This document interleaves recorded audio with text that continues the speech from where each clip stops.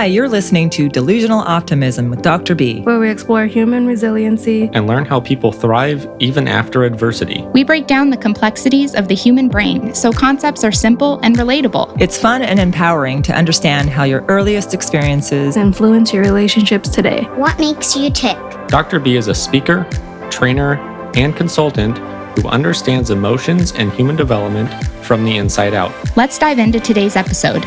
Here's Dr. B.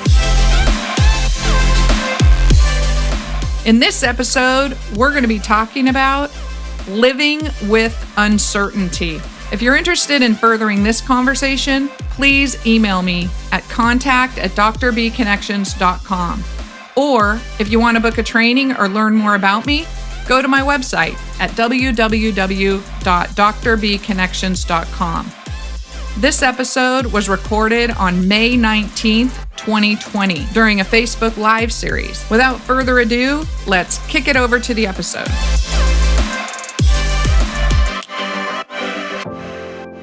Let's get started. Sitting with uncertainty. So the problem with sitting with uncertainty is that we have to sort of sit with some uncertainty right now. And at the beginning, it seems like things, like at the beginning of all of this, as COVID-19 just sort of became a word. Oh, it's happening in China. It's happening somewhere else in the world. It's not really affecting me at this moment. It was distanced worry. Well, it's come to our front door. And so now we live day to day with this constant underpinning of what does this mean to us? I myself assumed that it would resolve fairly quickly and it wouldn't really impact everybody's lives. And so it seemed like it resolved pretty quickly and wouldn't require us to commit to change. Then it got real. And we started this thing called sheltering in place. Like in my lifetime, I've never had to shelter in place for anything, and certainly not for an extended period of time. We've shifted our lives. We go to work on Zoom meetings. The kids are at home from school. There's no travel. All of our travel's been canceled. I was supposed to be in Boston the last month, and several different travel plans have been shifted for my work. We can't go to restaurants. We can't go to the movies. So we have this, there's, no contact with extended family necessarily or friends. So things are still pretty wonky in our world. So nothing about this uncertainty is easy, especially when everyone around you is going through it at the same time. So typically, if I'm going through something that's uncertain and discombobulating for me, then I have a support circle that I can turn to. But in this case, everybody's going through the same uncertainty. So that limits our support circle as well. So our normal support systems are also struggling with figuring out what to do and how to do it and how to move forward. This alone is hard enough, but then add the deep political divides to the entire situation, and then it becomes even more unsettling. Think about all the things that we're seeing on TV or protests in our communities where, people have really different deep feelings about sheltering in place versus, health versus economy. And so I'm not going to go into that because that's not the point of this. But the point is that we all experience uncertainty independently in our lives, which is hard enough. So I'm going to share a little personal part of that with you from my life. And I've been trying to make sense out of all of this from the beginning, but I'm also trained in a psychoanalytic framework in my clinical program, in my clinical degree. So I'm not a psychoanalyst by complete theory. I consider myself to be much more of a humanist, but I was trained because parent-infant mental health is really deep work. And so I was trained in a psychoanalytic facility. So I have a fairly deep understanding of the concept of getting comfortable, feeling uncomfortable. And what does that mean? It's helpful to sit in our uncomfortableness in order to have self growth, understanding, and development. So to be able to sit with conflicting feelings, like sometimes people have the conflicting feeling like, I love my father, and at the same time, my father was terribly abusive physically towards me. Okay, so those are conflicting feelings, and how do we sit with those feelings? Or I'm ready to fight this, fight, and at the same time, I'm really scared to face this fight. So there's that fear, and then there's that energy to go fight a fight. So these are conflicting feelings that are normal, that people live with, being comfortable or getting comfortable, being uncomfortable with conflicting feelings.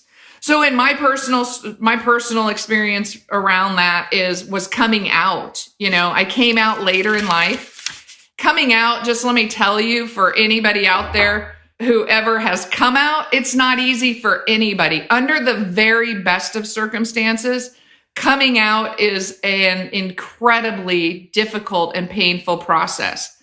Completely worth it. However, it's not easy for anyone. We talk about this a lot in our house around, but I'll talk about that more, my personal story around coming out and how I did that later on at some other point.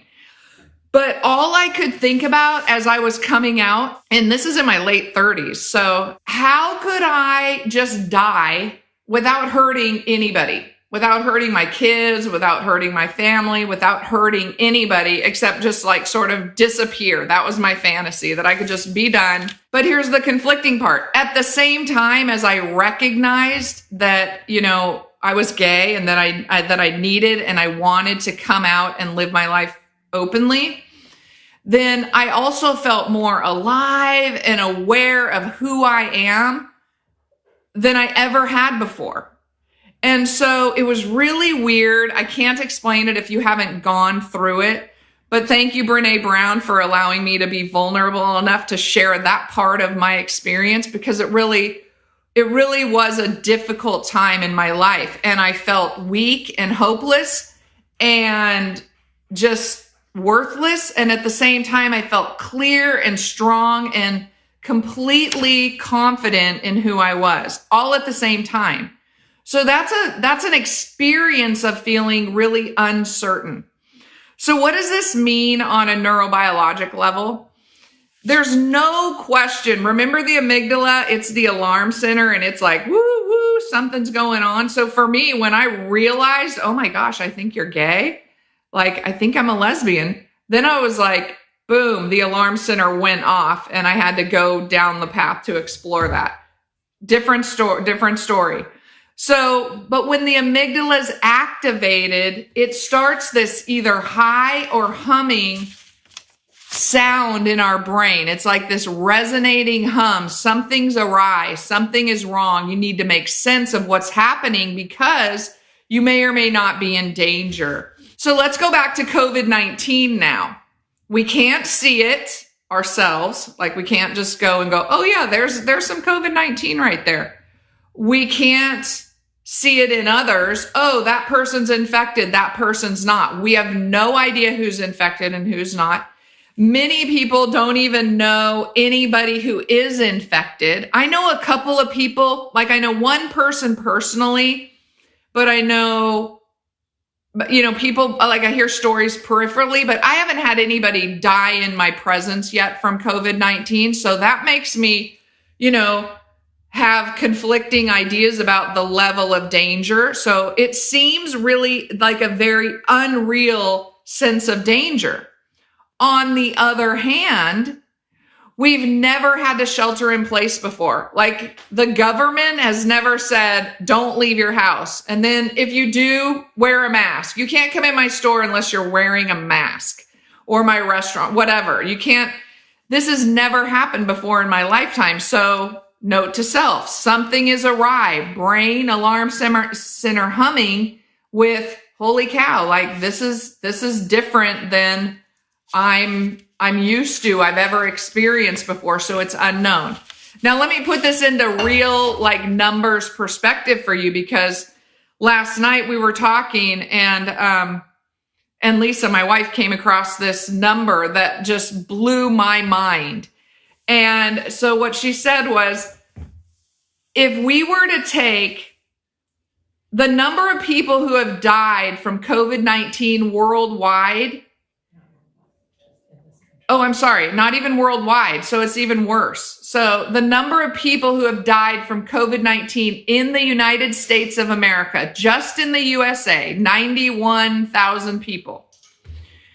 The same, if a 747 Boeing airplane were full and crashed, which it has in our lifetime, and we've been like, oh my God, like just stunned out of our minds at that number and how terrible it is when a whole flight of people crash and die. COVID-19 has killed 650 full airplanes in the past 90 days. 7 full 747 airplanes every single day for the past 90 days. So let that sink in for a minute, because that is horrifying. Can you imagine if today 747 airplanes full of passengers were going to crash into the United States and all the people were going to die today? We would be losing our friggin' minds. Like, just knowing that sets my alarm center off a little bit. That's amazing and terrifying. So when you put it in the context of real numbers and real people, it gets scary fast. So we're in total conflict with ourselves and everyone around us. We're in conflict, or, some people we align with and some people we conflict with, family members, friends, work, school, politics. There's all this, friction going on about who's got information and who doesn't have information. This massive overload of conflicting info keeps our bodies and minds operating at this low hum, and sometimes it goes to a high hum, but it's a constant fear in our amygdala that says something is wrong, something is awry. Now, let me just tell you, on a physical level, that energy is exhausting. So if you've been feeling more tired lately, super normal. We aren't meant to operate in the alarm center on a low hum all the time. It's also what happens with people who have early trauma. So adverse childhood experiences and unresolved trauma operate constantly on a low hum, and that's exhausting. So, but we're doing this now in relation to COVID-19, and I don't have all the answers to this, but what I can offer is an idea that our brain, we can and we do sift through massive amounts of conflicting and hard information all the time. We make decisions all the time in the presence of conflicting information, and we're capable of doing that. So I don't want you to get locked into, oh my gosh, there's conflicting information and I can't do anything about it. I'm just a victim to this experience. Because you're not. The brain is a massive, massive organism, or organ, I should say. But we are at a turning point right now because we're making headway and we're having discussions. At the same time, we have this information about all of these people who are dying and are really, in a lot of ways, some of the numbers are going down, but for the most part, where I live, there has been no downturn in cases yet. So but we're talking about reopening schools. How are we going to do that? Reopening restaurants, reopening movie theaters. Workers are expected to come back to work. I'm not a fan of this rule. Like, if you're worried about going back to work in an environment where it's may or may not be safe, but you're forced to go back to work because you're considered an essential worker, I feel like there should be safety nets for people like that. And I trust that most people enjoy their work to some degree and like that part of their lives. So it's not like everybody's just going to sit home and say, screw it, I'm not going back to work ever. Because I don't think that that's true. Like, people enjoy participating in our world. So, but what about those planes going down? People are thinking about going back to school, going back to work, going back to others. And now we have this like number that's really concrete. What about those damn planes that are going down? What do we do with that level of uncertainty? Well, first remember that the brain is looking always for patterns. The brain's looking for patterns to make sense out of things. So it can predict the world and the risk and can tell us, like, give us some insight into how the world works and to keep us alive. I know if I said it, you could say it. The brain is in service of survival, so it's always looking for patterns to help us figure out how do all these things work and what's the best way for me to keep this body and brain alive. When there's a conflict, that's what equals uncertainty. And the brain works in two ways. And it's controlled by this little part of the brain. We're not going to go into that either because you don't need to know it and you won't remember it. It's a long word, but its initials are LC. And you don't need to know that. You just need to know that it's in your brain, and that's what controls the uncertainty. So, but remember our friend, the neurotransmitter norepinephrine. Norepinephrine is a word that you might want to keep in your pocket because norepinephrine is the neurotransmitter that says fight, or it says flight, like run away, get away. So this neurotransmitter wakes up the brain in the presence of danger and says, you got to move. Like, it's saying, dump the sugar, dump everything. Like, we got to get out of here, or we need all of our energy to fight with all of our might. Do something. It's activated by stress or danger, fight or flight situations. That in and of itself is uncertainty. Like, do I stay and fight or do I flight? Do I run? So there's your initial uncertainty. Right now we're struggling with questions like, do we follow the normal rules of our lives? You know, do we just like follow our normal rules and go back to our normal lives? Or do we embrace something totally different? Do we embrace and figure out totally new rules and then reconfigure our environment? And I say it as a singular, but I also want to say it as a plural because it's our environments, it's our family, it's our schools, it's our educational system, it's our policing systems, it's our everything is potentially needing to be reconfigured if this COVID-19 is going to be present and as dangerous as it clearly is revealing itself to be. And we are not in the presence of a vaccine yet or medical treatment, therapeutics. So we want to maximize our environment for our survival. So norepinephrine is available all the time during uncertainty. So it's saying, okay, we're at a crossroads. You need to use this. What do? We're confused. And what we've been dealing with uncertainty for kind of long enough to be straddling the world. I feel like now we've been in this, like, think about it, 90 days. So we've had enough time to figure out the math of 90 days, 7 planes going down full every single day in the US.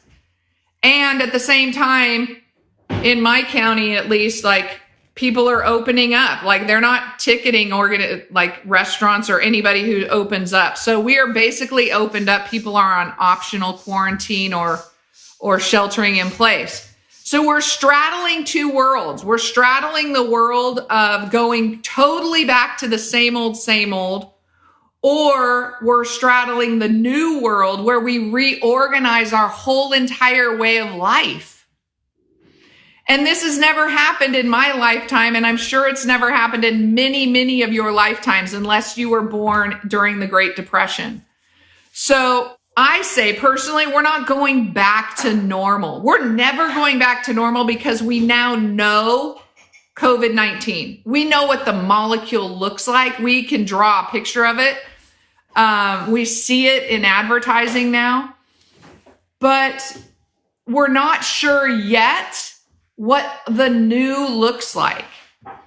So when we can predict or know whatever the new is going to be, most people feel way better about the situation, even if they don't want the new situation to happen. They don't want what's new, but we all feel better knowing what the new is going to be.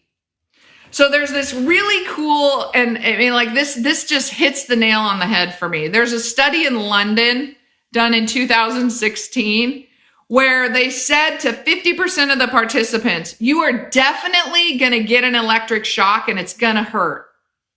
All right. It's happening. So imagine I'm saying to you, like, you're going to get an electric shock and it's going to hurt you. But then there's the other 50% of the participants in the study, they said to them, hey, you are maybe going to get an electric shock that hurts. Like, it's possible that you're going to get an electric shock and it's going to hurt. But we're not sure if you're going to, but it's possible that you're going to. So which group was calmer? You would think, like, in a lot of ways, you would think, oh my gosh, if I knew I was going to get an electric shock and it hurt, then I would be more worried and scared about that. The truth is, no, the uncertainty of not knowing what to prepare for is much more anxiety producing. It creates way more uncertainty than knowing and then allowing your body to prep for it. Because remember, we also have neurochemicals in our brain that prepare us for pain. Those are the endorphins. And they say, oh, shoot, man, I'm going to get an electric shock that hurts. I better start like activating some pain receptors and get them ready for that. So knowing what to expect helps us to plan and stay organized. So looking at a new COVID-19 future in a way that is positive will help us to manage the uncertainty of not knowing. Now, I am not at all saying that not understanding where people's next paycheck, rent check, food, what to do with their littles at home is what? Calming. That's not calming. And there's nothing about the situation that we're in right now with COVID-19 that is really settling. However, one of the things that we do know is that optimism, and there's a phrase, and I totally embrace this phrase, delusional optimism. And I believe that I am delusionally optimistic about things. That if we can just believe that the future of COVID-19 is going to be okay, that people are really smart, people are working on this. Inherently, I believe that most people are good and aren't out to harm us or hurt us or make our lives miserable or bad. And that we're conflicting over politics, not because we're really anti each other, but we're given different perspectives of information. But if we were to really be allowed to sit down with each other, we could, in a healthy way, hash out a lot of our differences around the political divide around this issue. So what I'm trying to say is that optimism and looking forward and being able to create a semi-new reality in your brain about what's going to happen in the future with COVID-19 will settle some of the uncertainty and especially the panic level of uncertainty in your body and mind. So how do we do that? The takeaway really is that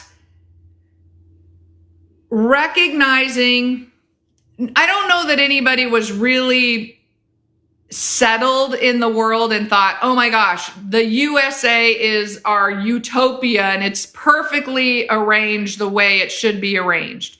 I know I didn't believe that. I believe like there are lots of things that we need to work on to make our world and our country a better place. And COVID-19 has now placed that door in front of me to open up and walk through and say, okay, what are the things that I know and how can I make this a better place based on the opportunity in front of me? And as we take the things that we know and that we can do and control in our lives, setting up new rules about COVID-19. I shared out, and I don't know, I'll put it on my business page. Or maybe you can just go Google it or find it on Facebook somewhere. But it's a risk assessment around COVID-19. And it illustrates like the zero risk folks are like not leaving their house, period. That's it. They're staying, sheltering in place. They're not seeing anyone. They're not leaving anywhere. They have zero risk in theory. And then there's people at the level 6 where they're just like, yeah, whatever. I'm not wearing a mask. We're just going to let this bug run its course and whatever happens, happens. There are 6. And then there's all the steps in between.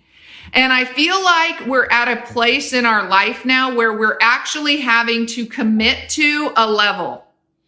And my experience with that is with my daughter and my son-in-law related and my granddaughter, where we actually had to have a real conversation. In the past, normal, they spend a lot of time at my house and my granddaughter would spend the night at my house and we were very much free flowy in each other's lives.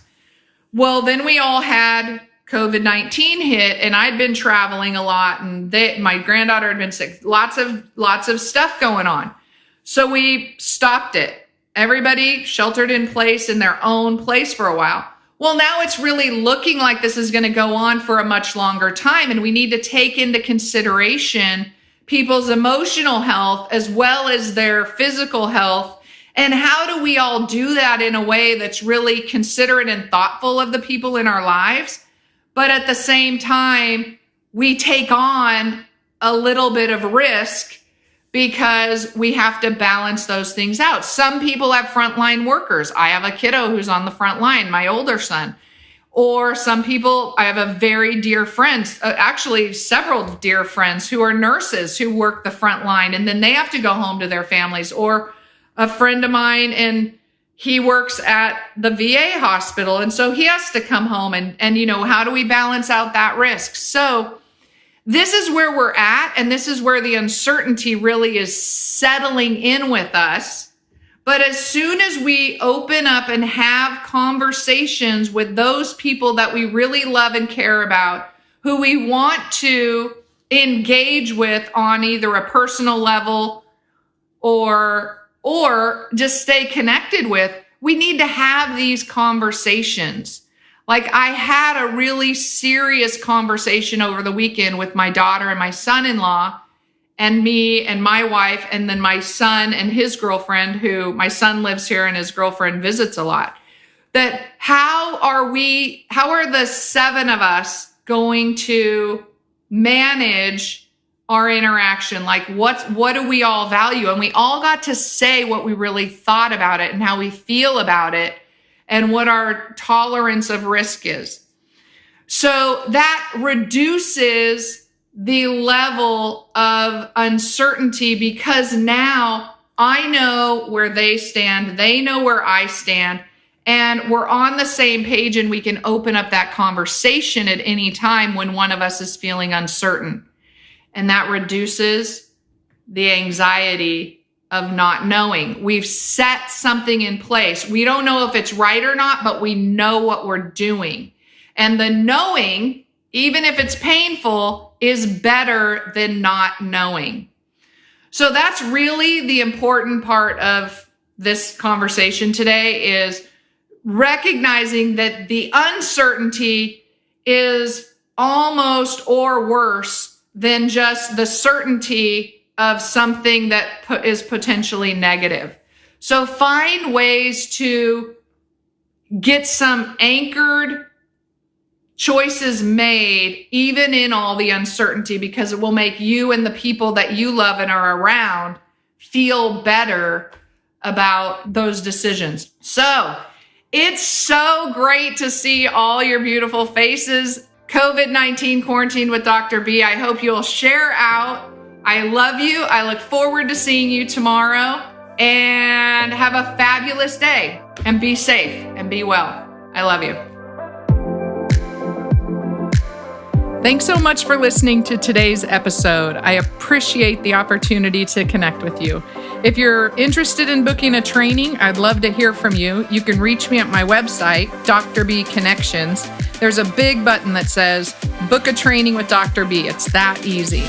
If this show has been beneficial for you, please share it with your friends and family. Spreading the word about the show helps us grow our audience and helps continue to change the world together. Again, thanks so much for listening to Delusional Optimism. Now, go leave a life print.